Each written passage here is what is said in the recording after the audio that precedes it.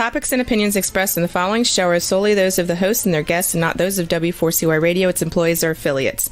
We make no recommendations or endorsements for radio show programs, services, or products mentioned on air or on our web. No liability, explicit or implied, shall be extended to W4CY Radio or its employees or affiliates. Any questions or comments should be directed to those show hosts. Thank you for choosing W4CY Radio.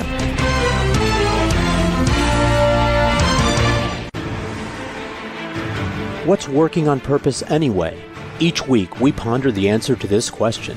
People ache for meaning and purpose at work, to contribute their talents passionately and know their lives really matter. They crave being part of an organization that inspires them and helps them grow into realizing their highest potential.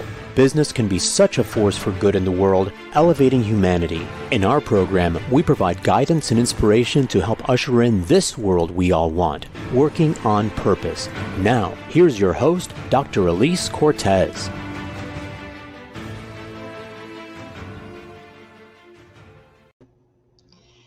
Welcome back to the Working on Purpose program. Thanks for tuning in again this week. I'm your host, Dr. Alise Cortez, joining you live from Dallas, Texas, which is home base for me. If you don't know me yet, I'm a management consultant specializing in meaning and purpose, organizational logotherapist, inspirational speaker, social scientist, and author. You can learn more about me and how we can work together at alisecortez.com or gusto-now.com.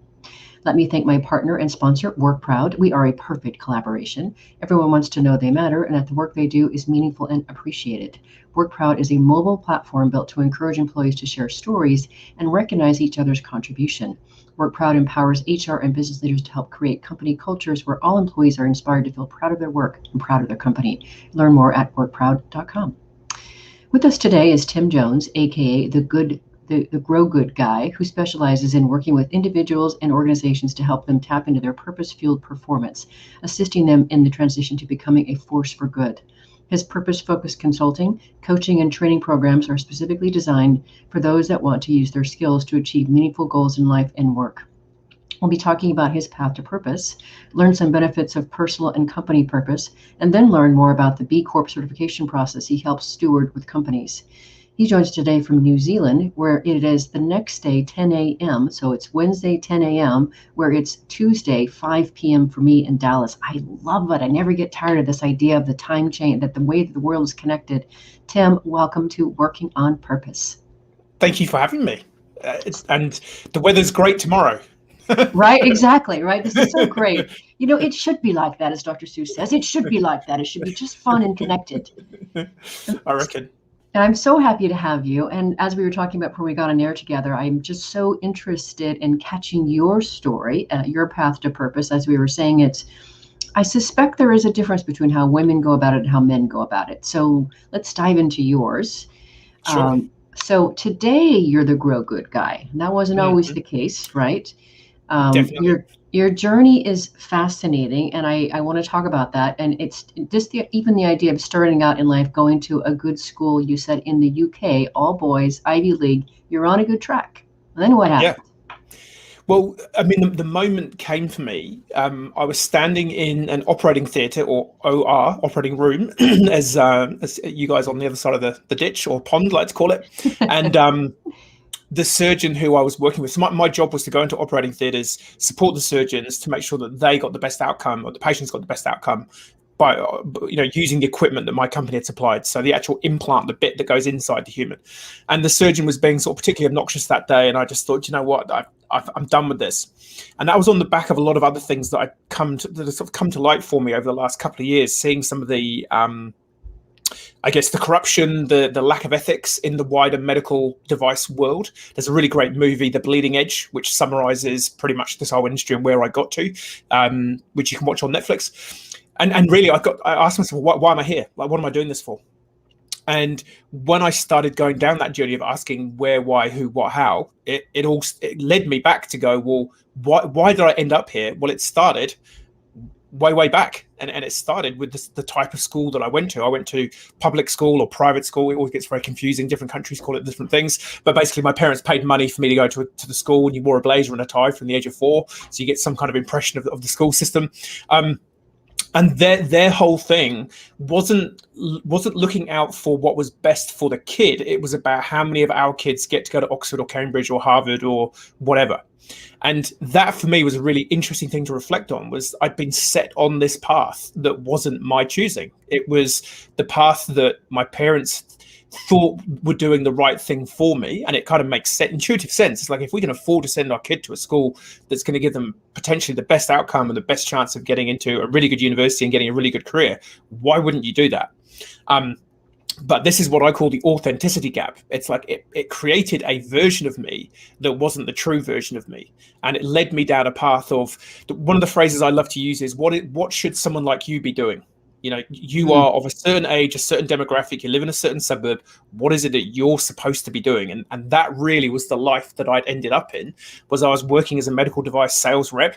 It's a well-paid job. It's respectful. You're hanging out with orthopedic and neurosurgeons. You're learning quite a lot of complex medical information and working with these surgical teams. And you get to travel the world and go to amazing conferences. Like I was doing pretty good for someone coming out of the school system that I'd been through. Probably not as good as some others. I mean, a lot of other kids from my school, you know, they do go to Oxford and Cambridge. A large number of them go there and become high-performing diplomats and scientists. And so in terms of the school, I'm probably a bit of a failure. But in terms of society, it's like, wow, this guy is doing really, really well. But I was having to be a different version of me. I mean, if anyone knows orthopedic or particularly orthopedic surgeons, there's the running joke in the hospital community is, what's the difference between God and an orthopedic surgeon? God doesn't think he's an orthopedic surgeon.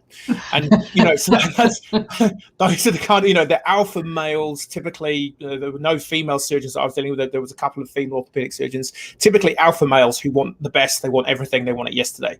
And that combined with just the some dodgy ethics and moral decisions that were being made by surgeons and the companies that I represented, I'm like, I'm not this person. So what?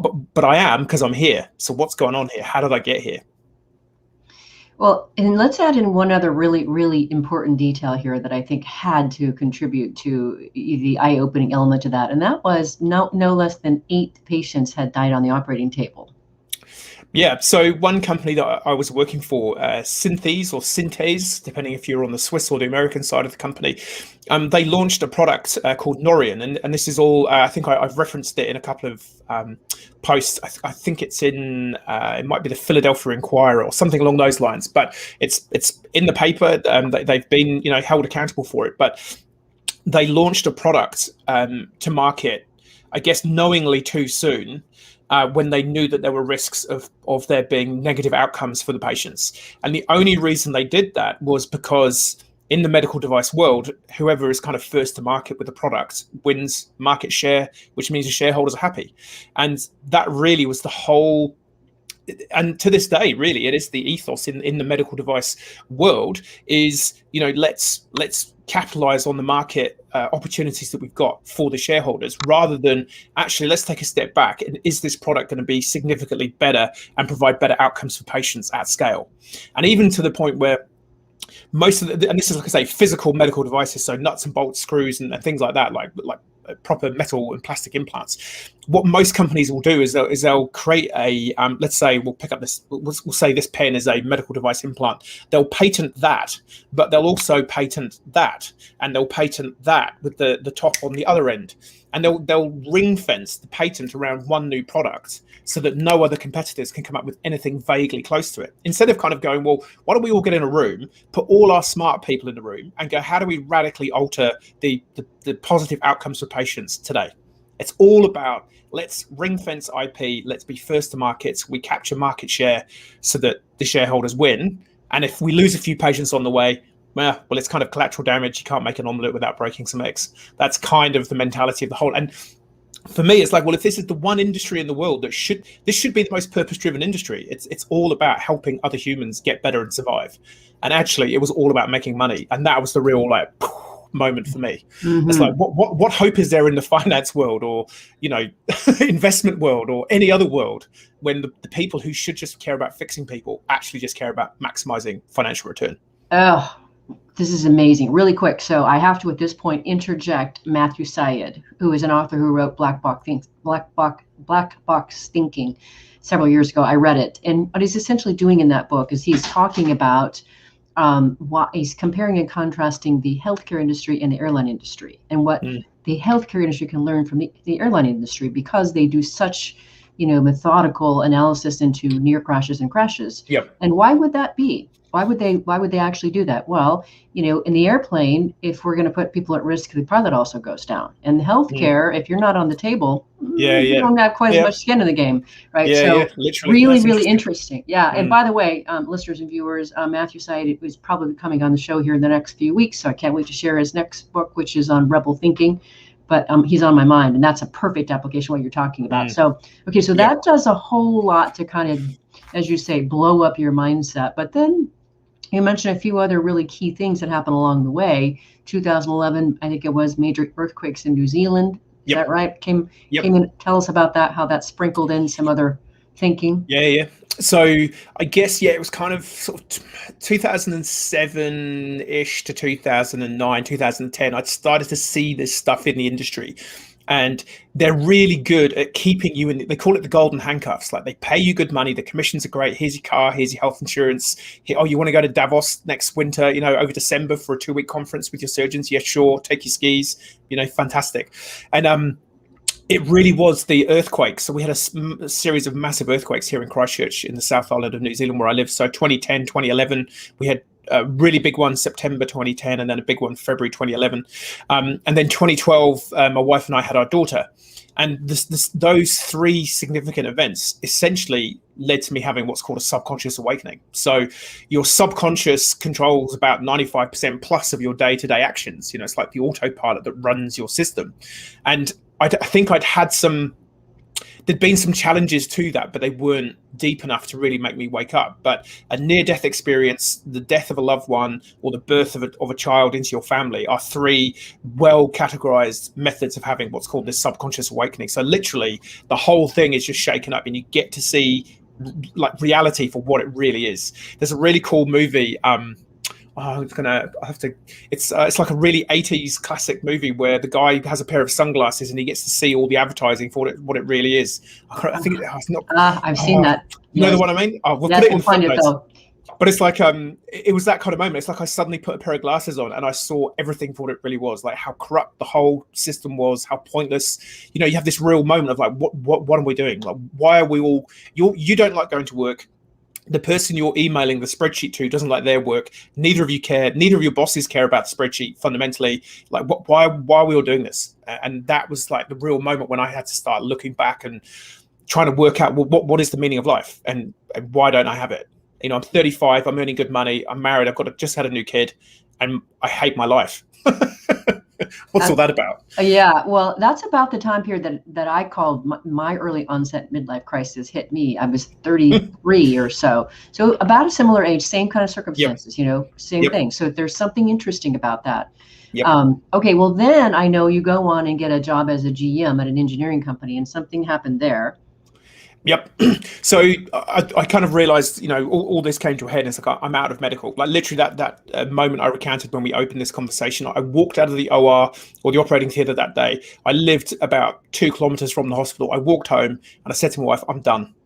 And we'd moved from Christchurch to Auckland. So Auckland's the sort of the big city at the top of the North Island in New Zealand.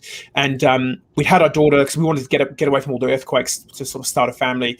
So we'd had our daughter. We wanted to move back to Christchurch, and I wanted to get out of medical. And I thought, look, I'm mid-30s. I should probably get a leadership role if I can.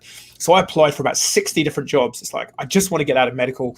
The medical world is such a sort of incestuous group of companies. People just bounce around companies. You're selling to a surgeon. It's like a really weird industry. So I thought, I'm just going to go and apply for anything and everything and just see what comes out. And I ended up getting employed as general manager for the South Island for a firm of basically surveyors and engineers.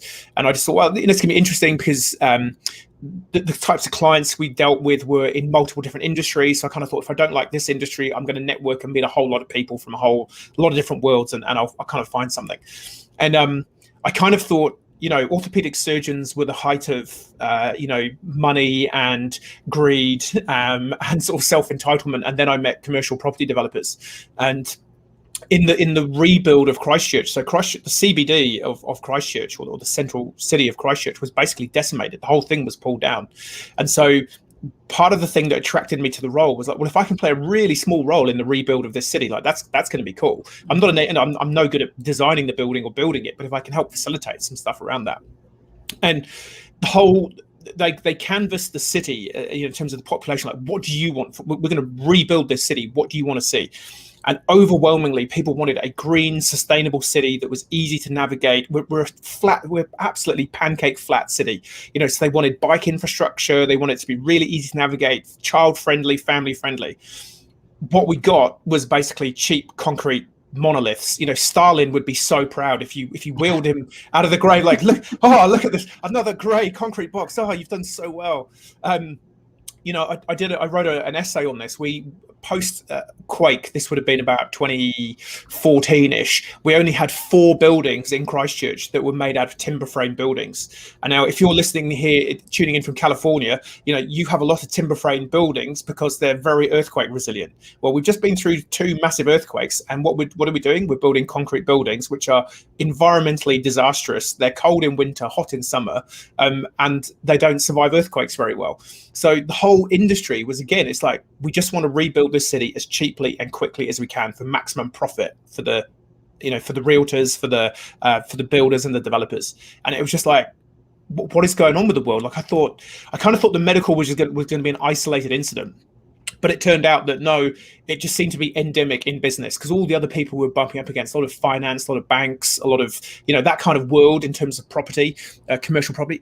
Everyone just cared about the money. That's all they cared about. And so that just led me to sort of like an even deeper pit of despair. It's like, is this all I've got for the next 40 years? I've just got to sit here, literally working for the man, making sure that they and the people that they're helping make as much money as they can. And I'm going to get a little bit of that on the way through.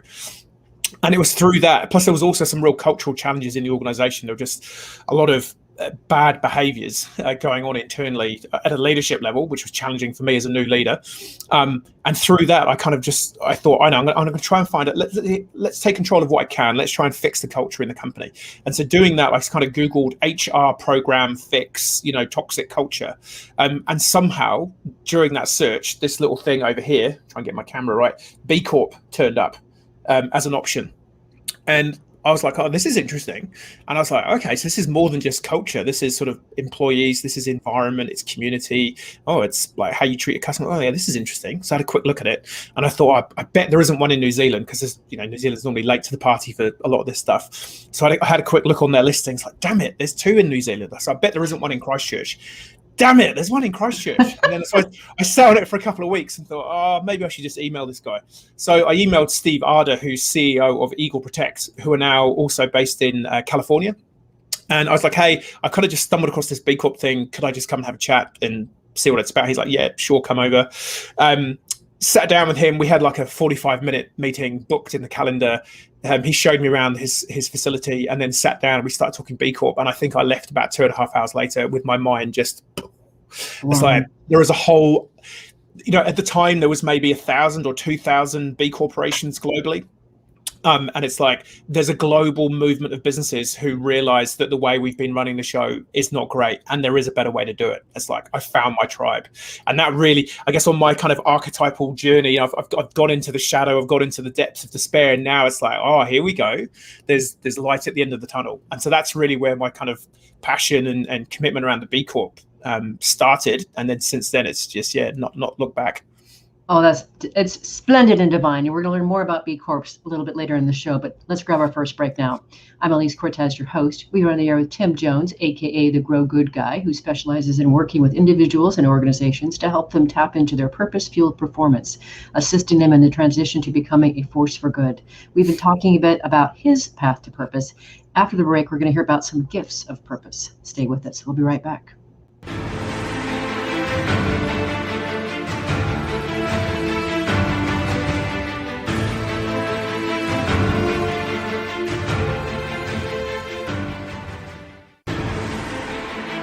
Dr. Alise Cortez is a management consultant specializing in meaning and purpose, an inspirational speaker and author. She helps companies visioneer for greater purpose among stakeholders and develop purpose-inspired leadership and meaning-infused cultures that elevate fulfillment, performance, and commitment within the workforce. To learn more or to invite Alise to speak to your organization, please visit her at alisecortez.com. let's talk about how to get your employees working on purpose.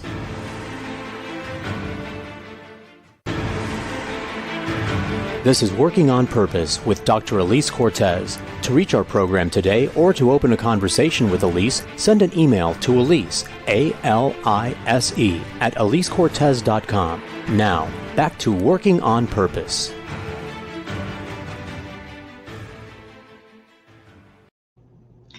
Thanks for staying with us and welcome back to Working on Purpose. As we've been watching the pandemic continue to unfold, we look for ways to help companies support their employees handle the anxiety, stress, depression, and feeling disconnected while also helping to lift and inspire them with ongoing professional development. So we now offer a well-being webinar training series called Grab Your Gusto, Vital Wellbeing from the Inside Out. You can learn more about it by emailing me at alisecortez.com or going to the website, alisecortez.com, and checking it out there. If you're just joining the program, my guest today is Tim Jones, aka the Grow Good Guy, who specializes in working with individuals and organizations to help them tap into their purpose-fueled performance, assisting them to the transition to becoming a force for good, and is calling in from Church Christ, New Zealand. I'm your host, Dr. Alise Cortez. So we got to hear about your path to purpose, which was fascinating. I never tire of hearing those stories, as you can well imagine. Now I want to get into, and this is so important, listeners and viewers, when you really get access to your purpose and you can articulate it as a statement, which is a way to really socialize yourself, it's incredibly powerful. I love yours, Tim. Can you share your purpose statement with us? Totally. So I guess it's to co-create a world where we can all thrive in a manner that's regenerative to this planet. And that's all really for me it's about. And this was like having my daughter or our daughter coming to the world was the thing. It's like, what is the world I'm leaving for her? Like, is it a world that she's going to thrive in, that the planet's doing well? And back in 2012 and even maybe now in 2021, you're kind of like, not so convinced. Exactly. And it's so crisp, Tim. What you've created is so crisp, and it's important. It's so important because there's power in declaration. There's power in language. And so listeners and viewers, that's a great example of a purpose statement. So just love it, never tire of it. Okay, so now I want to get into a few more of the actual gifts of purpose, because you in your talks and in your ebooks do a brilliant job of talking about this and teaching about it, Tim. I learned a lot from you, so thank you for that. Thank you. Yeah, you're welcome. So one of the things that I thought was really interesting that I don't think I've ever heard anybody say before is you say that we have a biological need for purpose and contribution and are handsomely rewarded when exercising it and get a return of a perfect trifecta: oxytocin, dopamine, and serotonin. The part that I've never heard before is that purpose is a biological need. That's fascinating. Say more about that. So I actually got that. Have you had Zach Mercurio's or Zach Mercurio? Zach So Mercurio. That's where I learned that one from, from his work. It just seems to be, we're looking for that always looking for that dopamine, serotonin, oxytocin kind of hit, the good chemicals that keep us going. And from the research that was done, I believe that was from Stanford, I think. We'll have to fact check that one and put it in the notes. But one of the big US colleges, they basically have done this research, and we need oxytocin, serotonin, and dopamine for us to be those are like the positive drugs. So oxytocin is all about your connection bond, but which is why it's like the mother's drug, that when during the birth process, oxytocin is the drug that is kind of induced or was used to induce birth. And it has massively high levels during that birthing process. And then serotonin and dopamine are kind of like your motivation and your reward drugs. And when you are on purpose, which is why I refer to it as being on purpose, because it kind of is like a drug. I get it. Once you get into it, it's like, give me this over anything else.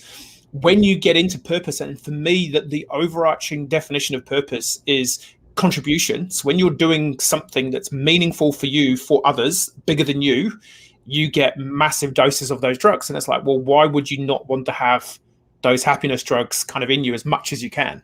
I mean, obviously, I think there is a risk that people kind of go, I'm going to be happy all the time and I'm looking for happiness. And I think there's some big conversations around the happiness versus purpose and contentment being different.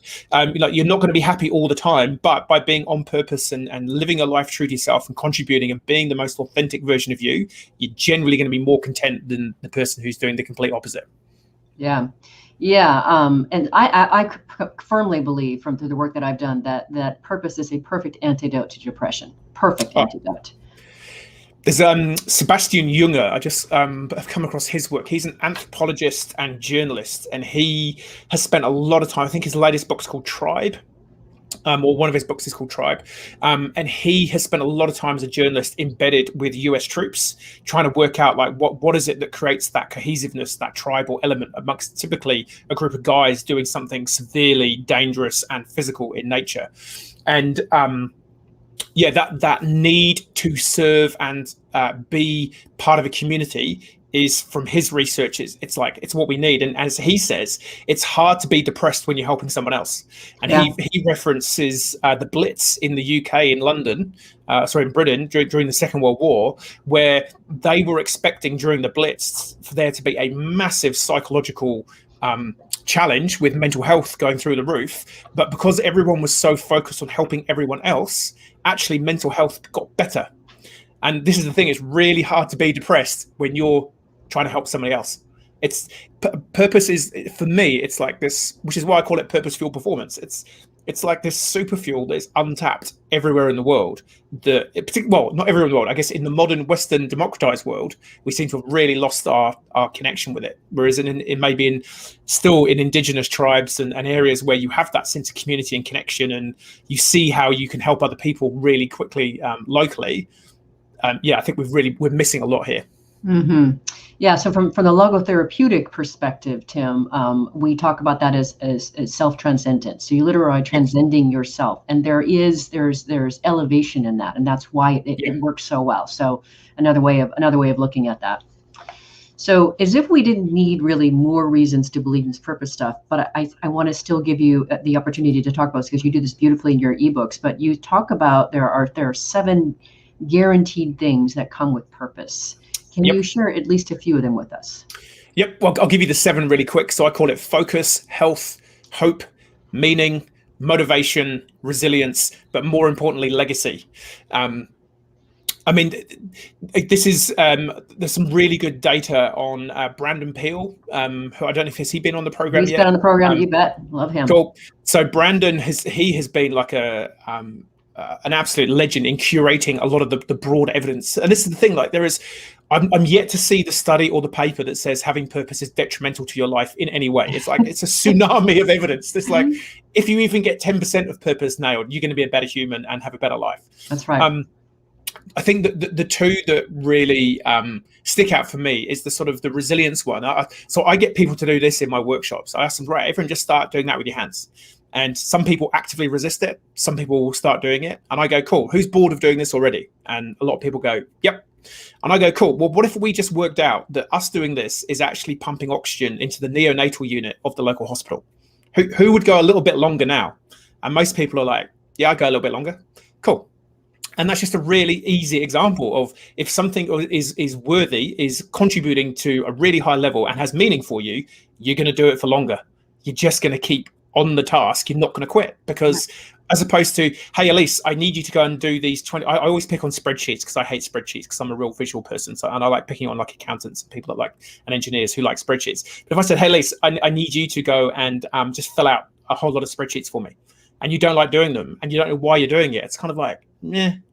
And I think this is, when you look at the work environment, it's fantastic in how awful it is. It was a YouGov survey from the British government. And I think it's somewhere in the mid 40% of British employees surveyed felt that their job provided them with no meaning. And in fact, they considered that their role was more than likely contributing to destroying the planet. And then we wonder why there's a mental health crisis and depression, and people are self-medicating and doing all the good stuff. It's like, purpose is like the complete antidote. And for me, that the place to start is maybe not have a complete career change, but try and understand the meaning in the role that you actually do, because you should be able to find some meaning there. There should be ideally some positive benefit to someone or something in what you're doing. So just connect to that and understand what it's good for you. But I think the big one for me, particularly coming from the medical and then the sort of the commercial business world, is the whole thing about legacy. And the lowest level, you know, if everyone was just a good husband, partner, parent, you know, dad, mum, son, daughter, we solve quite a lot of problems, because quite a lot of the world's problems are on, people not feeling loved or welcomed, or, having some shadow work that they need to get on and do. So even just on a small, on the small level, being a good parent and raising a good child, like that's a pretty good legacy, because there's a lot of people not even doing that. But a question I like to ask in a lot of my workshops is, in terms of like true legacy, because most people who I'm working with on this transition to be a force for good, it's all about the money. That's what the business has been focused on, or the individual is focused on, maximizing financial return. So the 3 questions I asked them is, great, who was the richest person in America in 1969? And you normally get, Rockefeller, you get, some people say Bill Gates still, even though he probably wasn't even vaguely born, but no one knows the answer. But the answer that I could find was Robert Wood Johnson. He came up consistently more than any others. And he was one of the founding brothers of Johnson & Johnson, ironically, company I started working for. Isn't that interesting? Yes. So then I asked people, great, well, who was the richest person in the world ever, when you adjust for inflation and currency and all the rest of it? Nobody knows. And the answer is Mansa Musa, who was the emperor of Mali in the late 1200s. And then I flip it and go, cool, can anyone give me the name of a gentleman in America in 1969 who wrote and delivered a speech about having a dream for a group of people? And they all go, Martin Luther King. Well, fancy that. It's like, you don't remember what people had, you remember what people did and how they did it. Yet we're so focused in the modern world on the what did I have versus what did they have.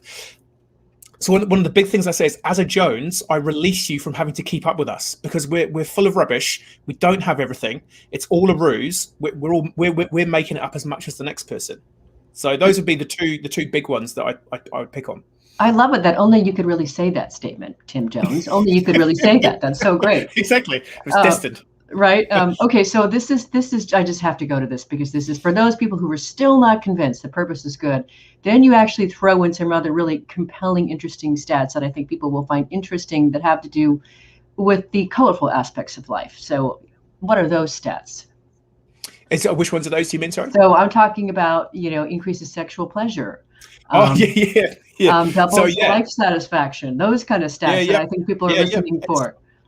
It's amazing. Yeah. I think it's like 32% increase in sexual attraction or something. I think around about that number, and I think it's true. Like you see, like someone who is on purpose, they just have a glow. There's just like, you sense them when they come into the room, as opposed to the mildly depressed person who really hates their job, is not happy in life, and is just a bit of a negative Nigel or a negative Nancy. It's like, well, you're not going to really fill that room up. It's like, there's just something magnetic about people who are on purpose. You can kind of sense them. The other one is they've done the research, and stronger DNA, which leads to stronger cells, which could lead to an extra 7 years of life for people who are genuinely connected and on purpose. So again, check out this scienceofpurpose.org. It's overwhelming. There is not, I can't see how there even could be any evidence to the contrary to suggest, around purpose. It's so obvious when you think about it. I don't want to do this purpose thing. I just am not convinced. I'm not doing it. Yeah. I'll just sit here and be angry and resentful and hate my life and do what other people want me to do. It sounds good, right? Hard to get behind this, but okay. On that note, let's grab our last break. I'm Alise Cortez, your host. We're on the air with Tim Jones, aka the Grow Good Guy, who specializes in working with individuals and organizations to help them tap into their purpose-fueled performance, assisting them in the transition to becoming a force for good. We've been talking about the benefits, the gifts of purpose. After the break, we're going to talk about B Corps and why they're good for business. Stay with us. We'll be right back.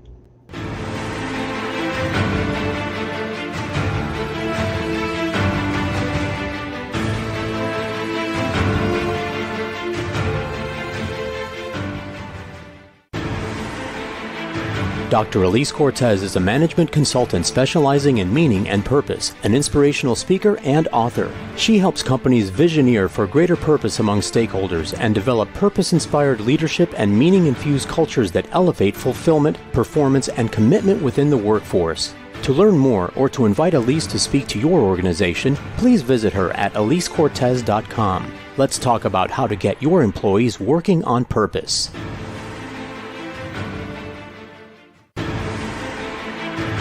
This is Working on Purpose with Dr. Alise Cortez. To reach our program today or to open a conversation with Alise, send an email to Alise, A-L-I-S-E, at alisecortez.com. Now, back to Working on Purpose.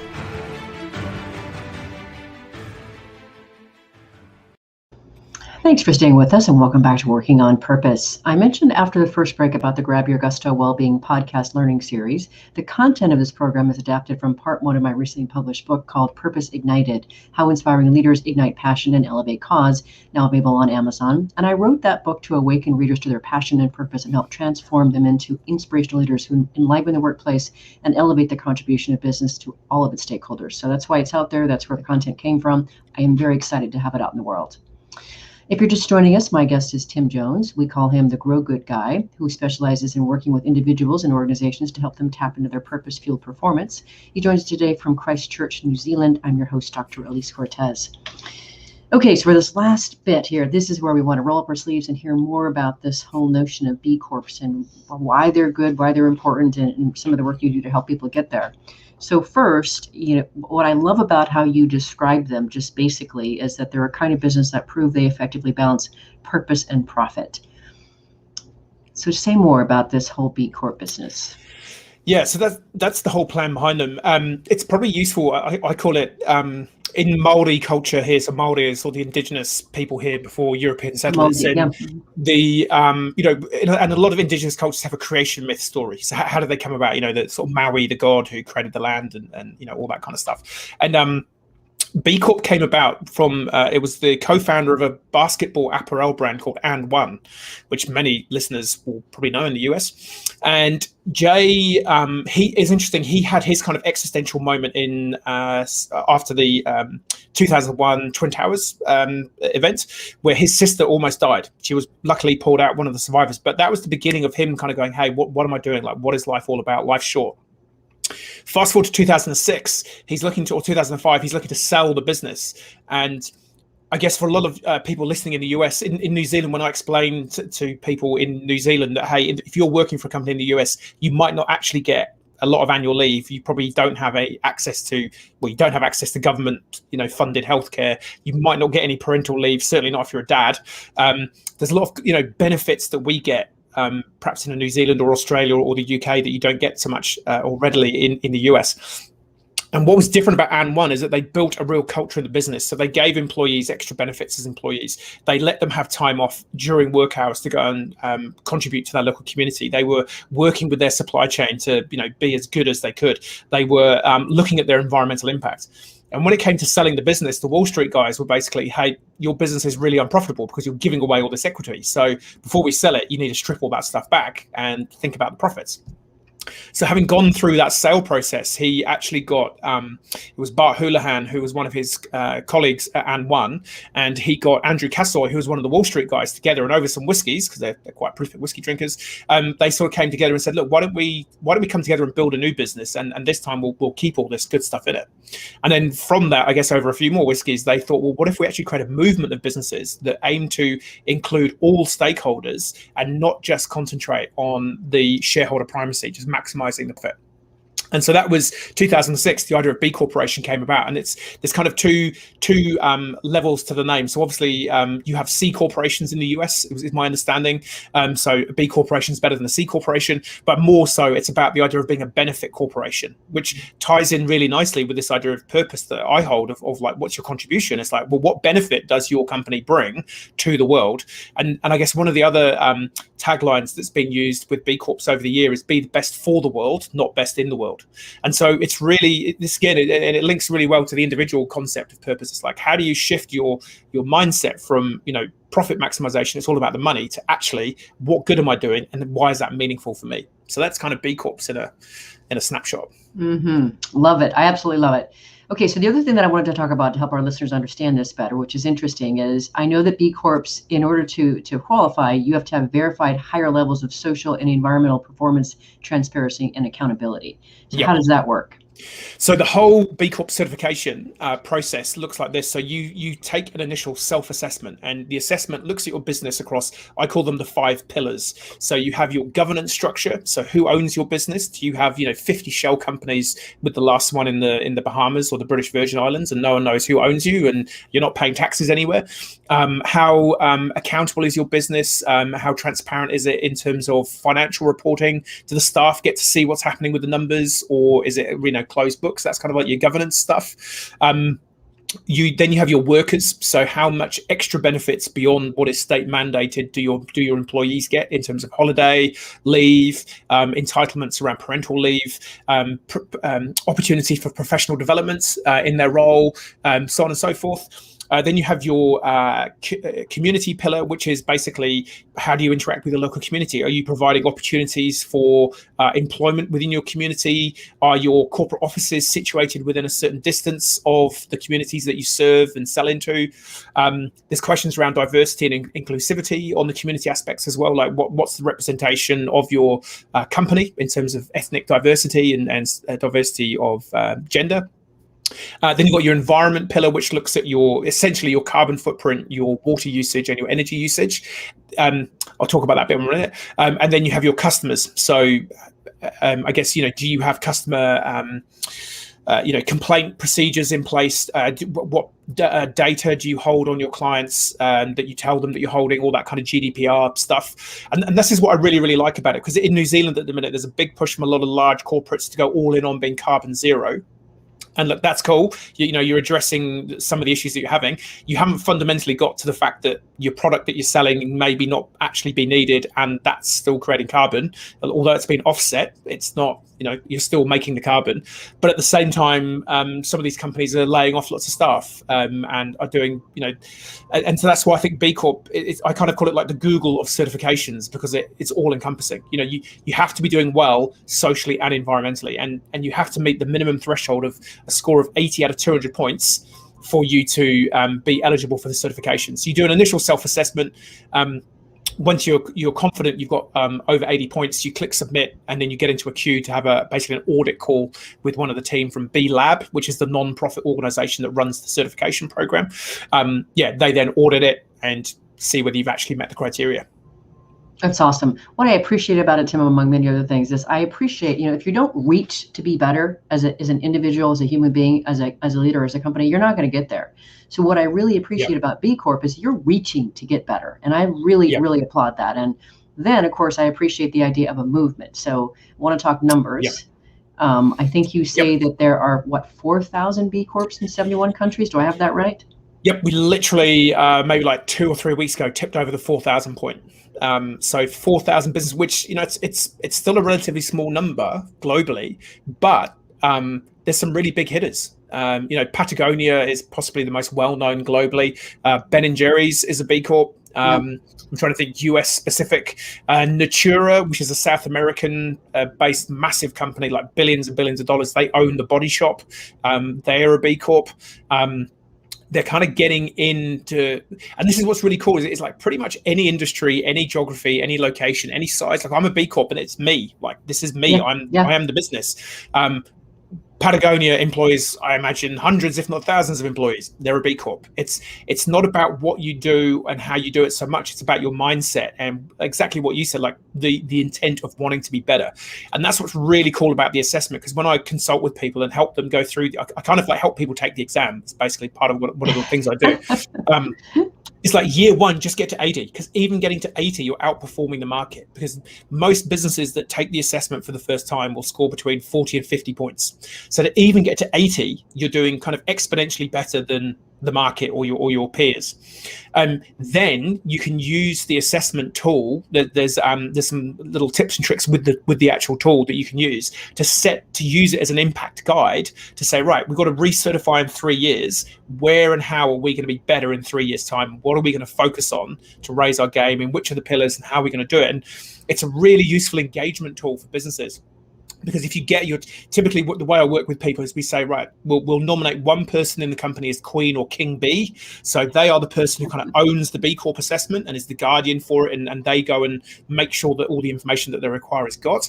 But then you have a team of beekeepers who represent each of the pillars. And depending on the size of the company, you might have 1 to 5, for a really large company. And it's their job to keep that enthusiasm and connection and bring the strategy to life in terms of, hey, we've thought about this new program. How do we actually include some of the B Corp ideals in this program so that in 3 years' time, we can show that we've actually met a higher standard under our community? So it's a really cool tool of baking in sort of purpose and the ideas of the B Corp on an operational level and getting that team engagement if you do it well. I like it. I like it a lot. Okay, well, let's talk ROI. So I'm sure people are listening to this going, that sounds like a lot of work. How much do we have to invest here, and what's in it for me? So what's the ROI of this stuff? So I guess the cost of it initially, it's all based on your revenue as an organization. So the bigger you are, the more money you're making, the more you pay on a certification fee. And it's on a sliding scale with pretty regular boundaries. So check out the B Corporation. It's bcorporation.net in the US. If you're on this side of the planet, it's bcorporation.com.au. But if you search B Corp, you'll find it. In terms of the ROI, this is the really cool thing. If you just care about making more money, if you're being pretty cynical about this kind of do good purpose movement, but you've been vaguely convinced, well, maybe my staff might be happier and they'll work harder because they're more resilient and more engaged, maybe we should do this. Well, in terms of B Corp, there's sort of two major, papers or studies that I've seen. One of them was from the UK in a publication called The Grocer, and they looked at retail B corporations, so organizations that had a storefront essentially in the UK.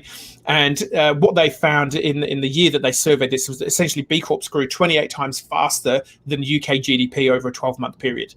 So and they also found that they'd attracted more staff and more customers. So 35% of them said they'd attracted new customers, and 48% of them said that they'd attracted better staff specifically because they were a B Corp. So, particularly in a COVID world where talent can't fly around the world so readily, talent retention and talent attraction is a really, really big thing.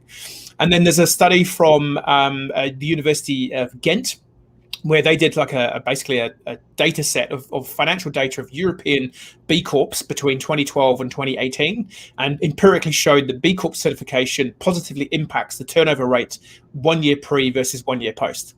So if you just care about making money, you should be a B Corp. If you're actually vaguely concerned about saving the planet or humanity, then you should definitely do it. So it's like, this is what I love about it. It's like whichever way you're coming to this, whether it's from the sort of the personal perspective, you're looking for, talent investment, you're looking for customers, you should do it. But if you just want to make more money, you should do it. I'm convinced. I actually have been looking down this path for a while now. I mean, you've got one. You've got one convert here. No. I actually wrote about this also in my chapter 9 of my book, In Purpose Ignited. It's about conscious capitalism. I talk about B Corps, and I mentioned Just Capital, many of the other ones that are out there to really contribute to this movement that I certainly believe in. So, well, here we are, Tim. We managed to get through pretty much the whole end of the show. We've come to the end of it. I want to give you a chance to close. This show is listened to people across all over the world, and they really come to be able to try to create a workplace where people actually want to come. We create inspirational leaders that bring out their best, and we do business that betters the world. What shall we leave the listeners with? Wow, that's a tough one. Where to just start? I've just been working with a cohort of businesses here. So 43 businesses being sponsored by one of our government departments here to help them go through the process. And the one thing that they were all scared about was starting the journey. It's we're not good enough. We're not there yet. And no one's there yet. Dr. Alise Cortez is going to become a more purposeful human throughout the rest of your journey. You're all going to be getting to a higher level of purpose. So if you don't start today, I think it's the Warren Miller ski films. If you don't do it today, you'll be one day older when you do it. It's like, if you haven't started the journey, just start, because you'll be so much better and so much happier for doing it. Yeah, and it's worth the journey to, as we say, step on that path to try to get better. It's always good to aspire to be better. So that's why, to me, it's a no-brainer. Exactly that. There's meaning and purpose in you just being better. Exactly. We've already elevated ourselves. So, Tim, I'm so grateful to have you on the show. I'm thankful that you're in the community. I think you're in the Global Purpose Leaders community as well, which is how we got connected. Thanks to Brandon Peel, Holly Woods, and a few others who've been on the show before us, Susan Lucci, Bia Bocalandro. I mean, you guys are just rock stars. And so we are out trying to make the world a better place. So I am thrilled that you joined us. Thank you, Tim, for coming on. Thanks for having me. And I feel like a massive imposter when you reel off some of those names. Yourself included. We're all in this together, darling.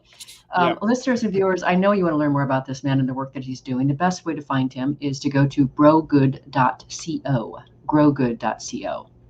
And thanks again to our partnering sponsor, WorkProud, which helps companies build a platform where your workforce receives meaningful feedback and thanks for their work from people across your company. Last week, if you missed the live show, you can always catch it via recorded podcast. We were on the air with Charles Antis, the founder and CEO of Antis Roofing and Waterproofing, talking about how purpose and philanthropy have become essential in today's business world. Next week, we'll be on the air with Ken Banks, technologist, anthropologist, and head of social purpose at Yodi, talking about his extraordinary life of purpose, creating technology to serve nonprofits in developing countries, among other adventures. See you there. Remember that work is at least a third of our life, so let's work on purpose. We hope you've enjoyed this week's program. Be sure to tune into Working on Purpose, featuring your host, Dr. Alise Cortez, each week on W4CY. Together, we'll create a world where business operates conscientiously, leadership inspires impassioned performance, and employees are fulfilled in work that provides the meaning and purpose they crave. See you there. Let's work on purpose.